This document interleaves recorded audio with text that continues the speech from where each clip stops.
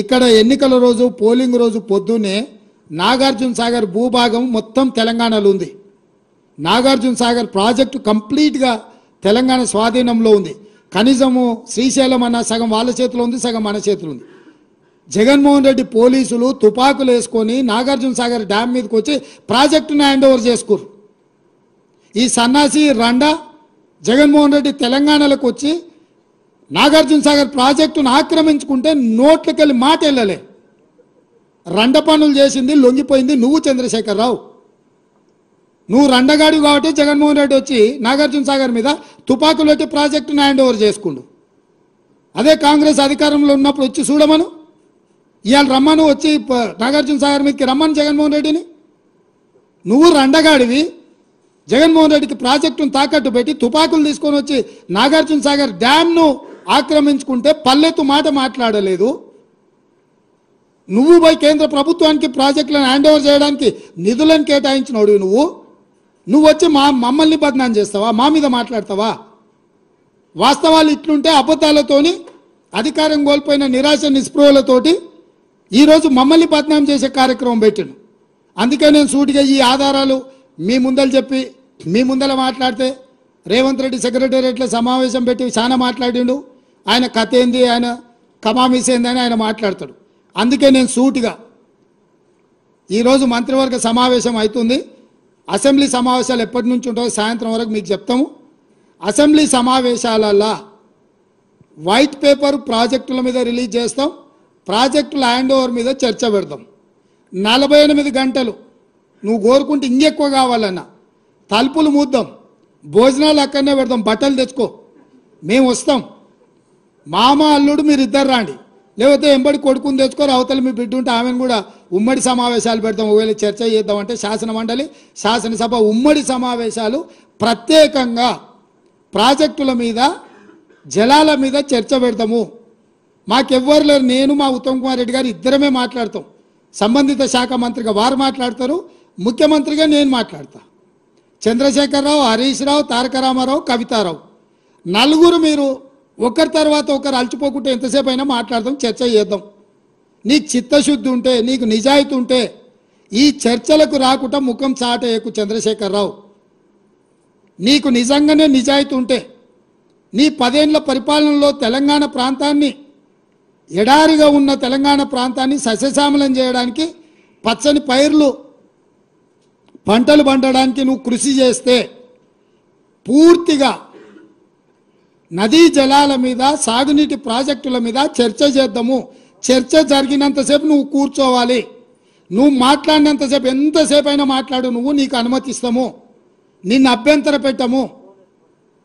నువ్వు నీ అల్లుడు, ఎందుకంటే 5 ఏళ్ళు ఆయన మంత్రి, 5 ఏళ్ళు ఈయన మంత్రి సాగునీటి ప్రాజెక్టు, 5 ఏళ్ళు ఈయన ముఖ్యమంత్రి, 10 ఏళ్ళు ఈయన ముఖ్యమంత్రి, 5 ఏళ్ళు ఆయన ఆర్థిక మంత్రి.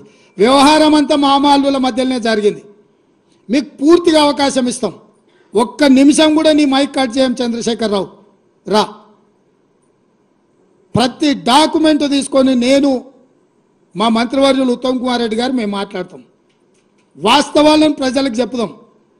ఎవడు ద్రోహి, ఎవడు దొంగ, ఎవడు లొంగిండు, ఎవడు వంగిండు, ఎవడు ప్రాజెక్టులను తాకట్టు పెట్టిండు, ఎవడు ముఖ్యమంత్రి ఉన్నప్పుడు ఈ తెలంగాణకు అత్యంత ద్రోహం జరిగింది. ఇవాళ అవతలున్న ప్రాజెక్టులు ఎట్లా పాలనో చెప్పమని చంద్రశేఖరరావు. 10 ఏళ్ళు గాడిదలు కాసిండా చంద్రశేఖరరావు?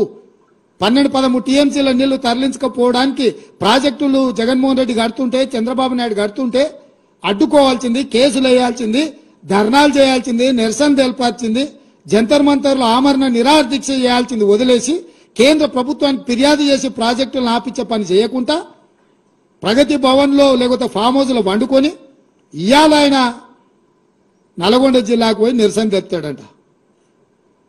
నల్గొండ జిల్లాకు నిరసన కంటే ముందు అసెంబ్లీకి రా, అసెంబ్లీలో చర్చ చేద్దాం, ఇవన్నీ ప్రజలకు చెప్తాం తారీఖులతో సహా. ఏ రోజు ఏ ప్రాజెక్టులు మొదలైనవి, ఏ ప్రాజెక్టులు పూర్తయినాయి, ఎవడు ద్రోహి, ఎవడు తెలంగాణను ముంచిండు, ఎవడు తెలంగాణ ప్రజల్ని వంచిండో 100% ప్రజలకు వివరిద్దాము. నేను మళ్ళీ సూటిగా చంద్రశేఖరరావుకు సవాల్ విసురుతున్నా. రేపు రాబోయే బడ్జెట్ సమావేశాలలో 2 రోజులు వైట్ పేపర్తో సహా ప్రాజెక్టుల మీద, స్వాధీనం చేసే విషయాల మీద చర్చ చేద్దాము. 2 రోజులు సరిపోలేదంటే అదనంగా కూడా చర్చ పెడతాము. చర్చ పూర్తయ్యే వరకు నువ్వు అసెంబ్లీలో కూర్చోవాలి. కాలు నొప్పి, కంటి నొప్పి, పంటి నొప్పి అని ఇంట్లో వండుకొని నువ్వు నాటకాలు వేస్తే నీ నాటకాలను ప్రజలు గమనిస్తలేరు అనుకోకు చంద్రశేఖరరావు. నీకు ఆడ నొప్పి లేస్తుందో మాకు తెలుసు. అధికారం పోయిన తర్వాత నీ నొప్పి ఆడలేస్తుందో తెలంగాణ ప్రజలకు తెలుసు. ఇవాళ 2 ఎంపీలు ఉన్న బీఆర్ఎస్ పార్టీ ఆ రోజు కేసీఆర్ బిల్లును ఆమోదించిండని చెప్పి నీ అతి తెలివి మాటలు ప్రజలు నమ్ముతారనుకుంటున్నావా? నువ్వేమన్నావు మొన్నటిదాకా? మేము ఏపీ రీఆర్గనైజేషన్ యాక్ట్ లో తెలంగాణ కరెంటు తక్కువ ఉందని మా జైపాల్ రెడ్డి గారే ఈ బిల్లులో తెలంగాణ కోసం కరెంటు ఎక్కువ పెట్టిండు అని గొప్పలు చెప్పినావు కదా.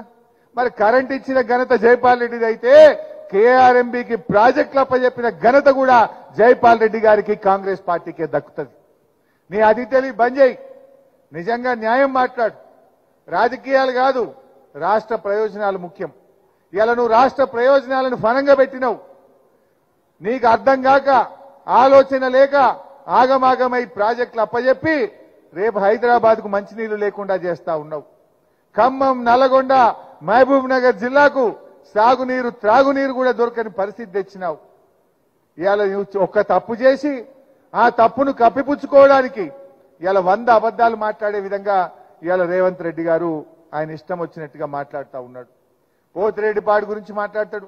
అసలు పోతిరెడ్డిపాడు గురించి మాట్లాడే హక్కు రేవంత్ రెడ్డి గారికి ఉన్నదా అని నేను అడుగుతా ఉన్నా.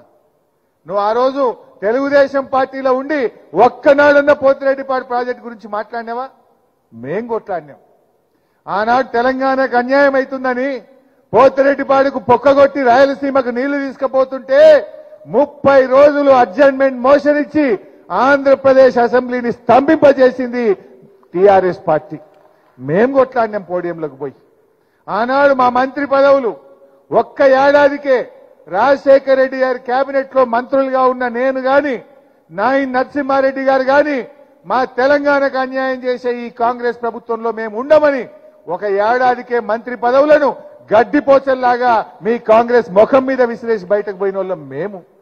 పోతిరెడ్డిపాడును అడ్డుకోవడానికి కృషి చేసింది మేము. నువ్వు ఆనాడు తెలుగుదేశం పార్టీలో ఉండి పెదవులు మూసుకున్న రేవంత్ రెడ్డి నువ్వా మా గురించి విమర్శించేది? సూర్యుడి మీద ఉమ్మేస్తే నీ ముఖం మీద పట్టదన్నట్టు అది నీ మీదనే పట్టది. రేవంత్ రెడ్డి గారు ఒకసారి నీ ఈపు చూసుకో, వెనుకకు చూసుకొని మాట్లాడు అని చెప్పి నేను ఆయనను కోరుతా ఉన్నా. ఇవాళ ఏమైపోయిందంటే ఆయన పరిస్థితి ఎంతసేపు చిల్లర మాటలు, సబ్జెక్టు లేక చౌకబారి మాటలు. ఆయన ఇవాళ పొద్దున ఓ మీటింగ్ పోయిండు. వెంకయ్య నాయుడు గారికి వారికి పద్మవిభూషణ్ అవార్డు వస్తే సన్మానానికి పోయిండు. ఏం చెప్పిండు వెంకయ్య నాయుడు గారు? రేవంత్ రెడ్డికి హితవు పలికిండు.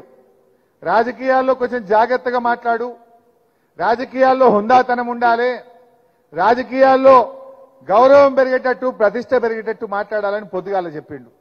మధ్యాహ్నం వచ్చిండు సెక్రటరియట్ లో మళ్ళీ అన్ని చిల్లర మాటలు మాట్లాడుతుండు, అసభ్యకరంగా మాట్లాడుతుండు.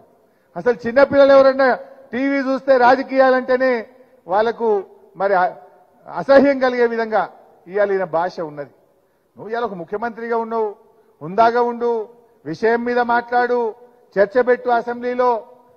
ఇవాళ ఏదో అసెంబ్లీలో చర్చ పెట్ట ఎస్ వీఆర్ రెడీ, నువ్వు ఎప్పుడు పెట్టావో పెట్టు, నీ దిమ్మదిరేటట్టు అసెంబ్లీలో సమాధానం చెప్తాం బిడ్డ. గతంలో మా కేసీఆర్ గారు ఇదే అసెంబ్లీలో పవర్ పాయింట్ ప్రజెంటేషన్ పెడితే మేం ప్రిపేర్ కాలేదని ముఖం చాటేసి పారిపోయింది నీ కాంగ్రెస్ పార్టీ. బట్ మేము అట్లా పారిపోం, నీ దిమ్మ తిరిగే సమాధానం చెప్తాం. మేము తయారుగా ఉన్నాం. నువ్వు చేసిన తప్పును తెలంగాణ ప్రజలకు అర్థమయ్యేటట్టు అసెంబ్లీ సాక్షిగా నీ సంగతి ఏందో బయట పెట్టామని చెప్పి మనం చేస్తా ఉన్నా. ఇలా వాళ్ళకి ఏమైపోయిందంటే నోటికొచ్చినట్టు మాట్లాడు.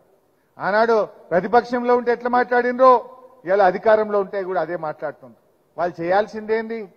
వాళ్ళు ప్రజలకు ఇచ్చిన హామీలు నిలబెట్టాలి. అది చెయ్యచాతగాక, అది చెయ్యడానికి అవకాశం లేక ఇవాళ మన మీద విరుచుకపడుతున్నటువంటి పరిస్థితి ఉంది. మీరు మాట ఇయ్యలే, డిసెంబర్లో 4,000 పెన్షన్ ఇస్తామన్నది మీరు కాదా? డిసెంబర్ 9 నాడు 2 లక్షల రుణమాఫీ చేస్తామన్నది మీరు కాదా? రాగానే 15,000 రైతు బంధు ఇస్తామని మాట తప్పింది మీరు కాదా? రాగానే వడ్లకు 500 బోనస్ ఇస్తామని మాట తప్పింది మీరు కాదా? ఇవాళ మాట తప్పింది మీరు. అది చేతగాక ఇవాళ ఏదో ఏమంటారు, ఓడలేక ఆడలేక ఓడ మధ్యలో కొట్టిందని ఒక సామెత ఉంటుంది. ఆ రకంగా ఉన్నది అలా పరిస్థితి. ఇలా మీరు పరిపాలన చేతగాని పరిస్థితి ఉన్నది.